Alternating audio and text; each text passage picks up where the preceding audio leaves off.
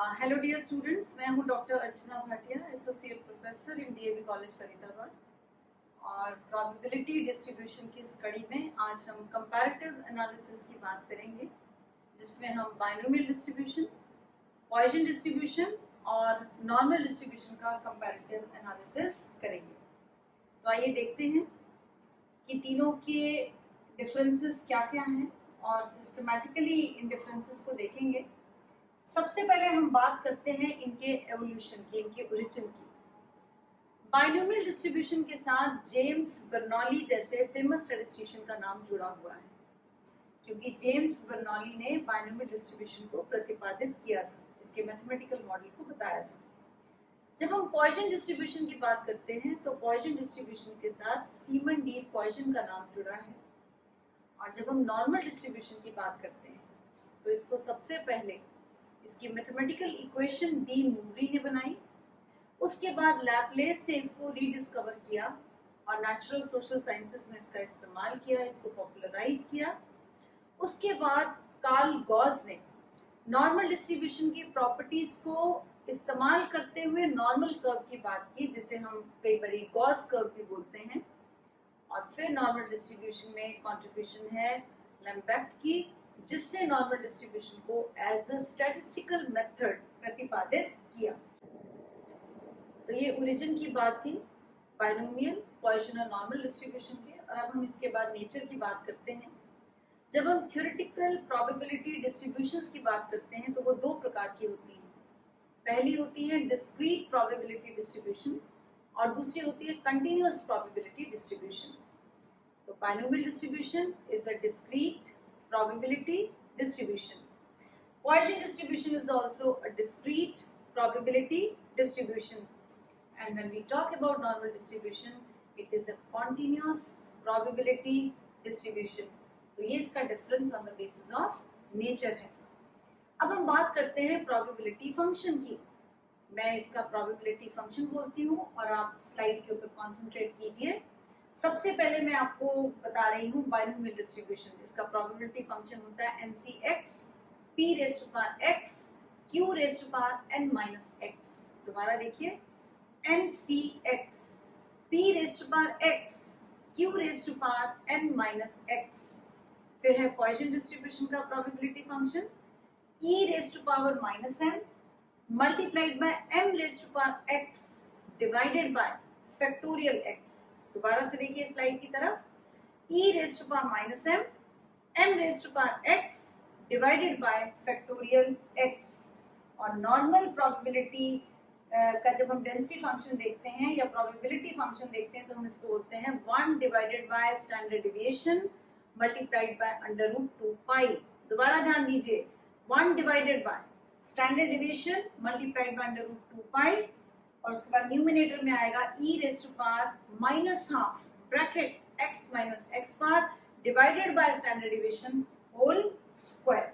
चलिए आगे बढ़ते हैं।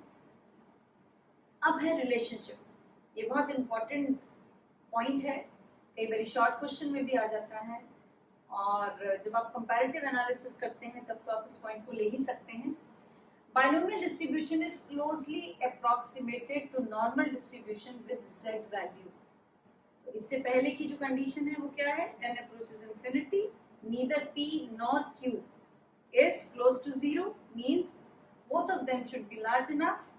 Then z can be approximated as x minus np divided by under root np q। और याद रखिए बायनोमियल डिस्ट्रीब्यूशन का मीन होता है np और इसकी स्टैंडर्ड डेविएशन होती है under root np q। Poisson distribution approaches normal distribution with the value of z. So z is equal to x minus m divided by under root m. In Poisson distribution, m means mean of the Poisson distribution and under root m means its standard deviation. अगले देखते हैं difference को। ये भी important एक difference है parameters का। ये बायनोमियल डिस्ट्रीब्यूशन है, ये पॉइसन है, ये नॉर्मल डिस्ट्रीब्यूशन है। बायनोमियल डिस्ट्रीब्यूशन के 2 पैरामीटर्स होते हैं, पॉइसन डिस्ट्रीब्यूशन का केवल एक पैरामीटर होता है और नॉर्मल डिस्ट्रीब्यूशन के भी 2 पैरामीटर्स होते हैं। तो बाइनोमियल डिस्ट्रीब्यूशन के 2 पैरामीटर्स, पॉइसन डिस्ट्रीब्यूशन का 1 पैरामीटर और नॉर्मल डिस्ट्रीब्यूशन के 2 पैरामीटर्स। बाइनोमियल डिस्ट्रीब्यूशन के जब हम 2 पैरामीटर्स की बात करते हैं तो 2 पैरामीटर्स होते हैं n एंड p। जब हम पॉइसन डिस्ट्रीब्यूशन की बात करते हैं तो उसका केवल एक ही पैरामीटर होता है, दैट इज m।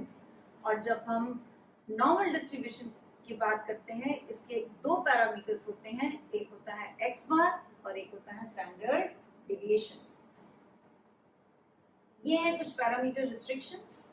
जो नंबर ऑफ ट्रायल्स हैं बाइनोमियल डिस्ट्रीब्यूशन में वो फाइनाइट होते हैं और जो प्रोबेबिलिटी है वो 0 और 1 के बीच में p लाई करता है।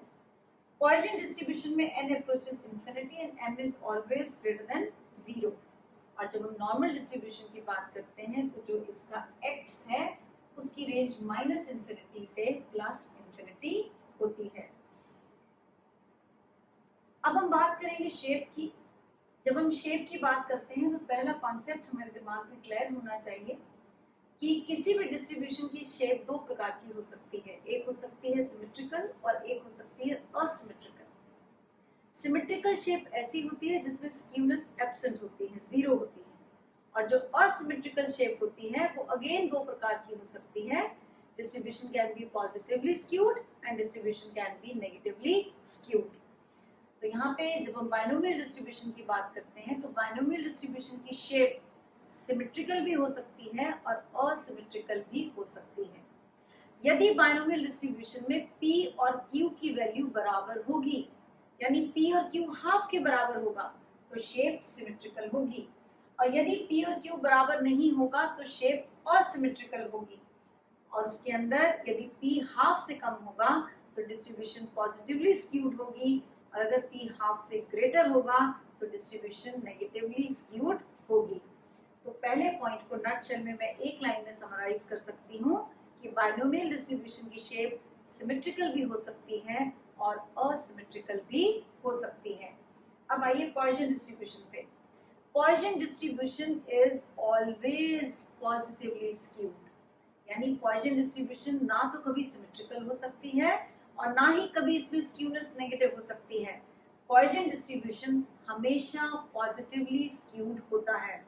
पॉजिटिवली स्क्यूड ऐसी डिस्ट्रीब्यूशन होती है जिसमें फ्रीक्वेंसी कर्व की longer tail right hand side पे होती है, और जो नॉर्मल डिस्ट्रीब्यूशन है that is always symmetrical and bell shaped. इस स्लाइड के बाद अगर मैं आपसे एक लाइन में पूछूं कि कौन सी डिस्ट्रीब्यूशन हमेशा पॉजिटिवली स्क्यूड होती है, so your answer should be Poisson distribution. और अगर मैं आपसे पूछूं कि कौन सी डिस्ट्रीब्यूशन हमेशा सिमेट्रिकल होती है तो that is none other than normal distribution. Now these are certain constants जो हमें न्यूमेरिकल्स में भी काम आते हैं, हमें याद भी होने चाहिए। और हमेशा याद रखिए स्टैटिस्टिक्स की थ्योरी को थ्योरेटिकल कॉन्सेप्ट के साथ अगर हम फॉर्मूलेस के साथ सप्लीमेंट करें तो हम अच्छे मार्क्स ले सकते हैं। तो ये मीन के बेसिस पे कैटेगराइजेशन है। बाइनोमियल डिस्ट्रीब्यूशन का मीन कैलकुलेट करते हैं NP से, पॉइसन डिस्ट्रीब्यूशन का मीन कैलकुलेट करते हैं M से, और नॉर्मल डिस्ट्रीब्यूशन का मीन या तो हम x बार लिखते हैं या फिर हम म्यू लिखते हैं। दोबारा देखिए, NP is mean for binomial distribution, M is mean for Poisson distribution, and mu is mean for normal distribution. Next is variance. तो variance क्या होता है? Square of standard deviation। और जब हम variance जैसे शब्द या standard deviation जैसे शब्द बोलते हैं तो हमें पता होना चाहिए ये dispersion से related है, जो डेटा की वेरिएशन की बात करता है। तो variance is a square of standard deviation. So the binomial distribution variance is NPQ and Poisson distribution का वेरिएंस M होता है, नॉर्मल डिस्ट्रीब्यूशन का वेरिएंस सिग्मा स्क्वायर होता है। अगर इसी स्लाइड में मैं आपसे बोलूं कि स्टैंडर्ड डेविएशन को कंप्यूट कीजिए तो आप कहेंगे कि ma'am standard deviation is nothing but it is under root of variance. और अगर मैं आपसे बोलूं वेरिएंस क्या होता है, it is square of standard deviation. तो यहाँ पे अगर मैंने कैलकुलेट करनी हो स्टैंडर्ड डेविएशन तो बाइनोमियल डिस्ट्रीब्यूशन की स्टैंडर्ड डेविएशन होगी under root NPQ, Poisson distribution की होगी अंडर रूट M, और नॉर्मल डिस्ट्रीब्यूशन की होगी सिग्मा, क्योंकि इसका अंडर रूट आएगा तो सिग्मा रह जाएगा। जब हम बात स्टैंडर्ड डेविएशन की करते हैं तो एक बात और हमेशा याद रखिए कि स्टैंडर्ड डेविएशन कभी भी नेगेटिव नहीं होती। इन 2 स्लाइड्स के बेसिस पे अगर मैं आपसे एक छोटा सा क्वेश्चन पूछूं कि ऐसी कौन सी डिस्ट्रीब्यूशन है जिसमें मीन और वेरिएंस बराबर होता है।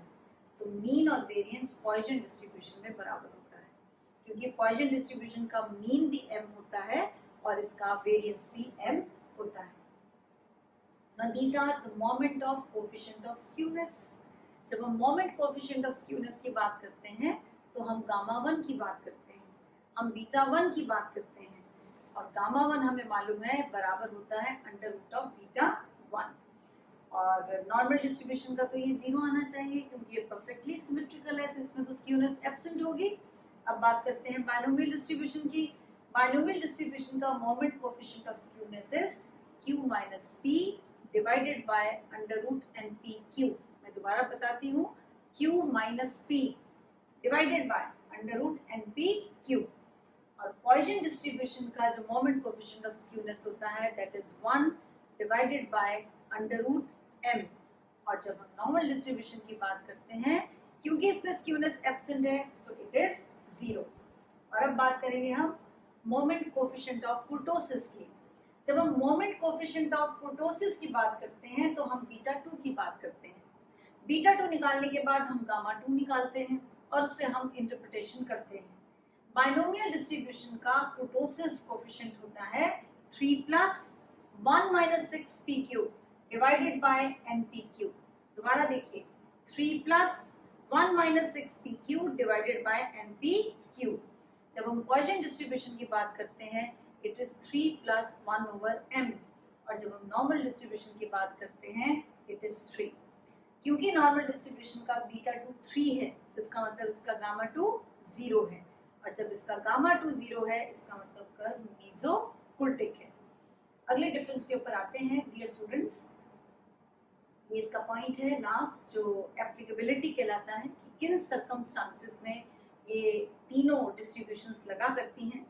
तो जब हम सबसे पहले बाइनोमियल डिस्ट्रीब्यूशन की बात करते हैं तो बाइनोमियल डिस्ट्रीब्यूशन ऐसे सर्कमस्टांसेस में लगती है, ऐसे सिचुएशंस में लगती है जहां किसी भी परफॉर्म्ड एक्सपेरिमेंट के जो आउटकम्स होते हैं वो आपस में म्यूचुअली एक्सक्लूसिव होते हैं, जैसे सक्सेस या फेलियर, डिफेक्टिव या नॉन डिफेक्टिव। तो इसके एग्जांपल्स हैं rolling of a dice and tossing of a coin. तो किसी भी एक्सपेरिमेंट की दो ही पॉसिबिलिटीज होंगी और वो पॉसिबिलिटीज भी आपस में म्यूचुअली एक्सक्लूसिव होंगी। पॉइसन डिस्ट्रीब्यूशन ऐसे केसेस में लगता है जहां पे कोई भी इवेंट की occurrence is very rare to happen. तो printing mistake in a book, और लास्ट है आपका नॉर्मल डिस्ट्रीब्यूशन। तो नॉर्मल डिस्ट्रीब्यूशन कॉन्टिन्यूअस फिनोमेनास में लगता है, जैसे हाइट में लगता है, जैसे वेट के केस में लगता है। तो ये इन तीनों की एप्लीकेबिलिटी है। अगर मैं कॉइन की टॉसिंग की बात करूं या मैं डाइस को रोल करने की बात करूं तो इसका मतलब मैं बाइनोमियल डिस्ट्रीब्यूशन की बात कर रही हूँ। अगर मैं आपसे कहूँ कि ऐसे टीनेजर्स जिन्होंने अफेयर के चक्कर में पड़कर अपनी जान दे दी वो 1000 में से 2 हैं, here it is very rare to occur, so the probability of success is close to 0। यहाँ पे पॉइसन डिस्ट्रीब्यूशन लगेगी। इसके न्यूमेरिकल की एक और पहचान होती है, आपको न्यूमेरिकल में ई वैल्यू गिवन होती है, और नॉर्मल डिस्ट्रीब्यूशन लगेगी जहाँ पे हम हाइट की बात करेंगे, वेट की बात करेंगे, कंटिन्यूअस फिनोमिनास की बात करेंगे, जहाँ पे हम किसी भी न्यूमेरिकल में बात करेंगे that data is normally distributed. जैसे ही हमने कहा data is normally distributed, this means the question pertains to normal distribution। और अब रिलेशनशिप्स की बात करते हैं जो हमने पीछे भी करी थी कि relation between binomial and normal distribution. So the normal distribution is a limiting form of binomial distribution under these two circumstances. The first, the number of trials is approaching infinity. यदि number of trials large होते जाएं, बढ़ते जाएं, तो discrete probability distribution लगाना मुश्किल है, calculation work भी बढ़ता है। इसलिए जब n इंफिनिटी को अप्रोच करता है, neither p that is success nor q that is failure is very small। तो उसमें बाइनोमियल डिस्ट्रीब्यूशन को it is given by the standardized normal distribution that is z, which is x minus np divided by under root npq। And the next relation is between Poisson and normal distribution. Normal distribution can also be obtained as a limiting case of Poisson distribution।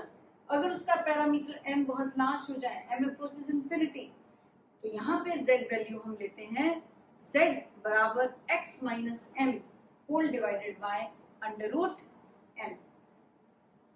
इसके साथ ही इस series में मैंने आपको binomial, Poisson और normal distribution का comparative analysis अपनी तरफ से बहुत अच्छे से समझाया। इसकी थ्योरेटिकल बेस को लिखते हुए ज़रूर कहीं कहीं फॉर्मूलेस को कोट करिए।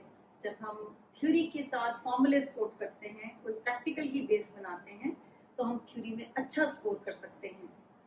अगर आपको ये मॉड्यूल पसंद आया हो तो मेरे चैनल को शेयर कीजिए, सब्सक्राइब कीजिए, लाइक कीजिए और कमेंट बॉक्स में अपनी सजेशंस ज़रूर दीजिए। Stay blessed, stay healthy. Thank you.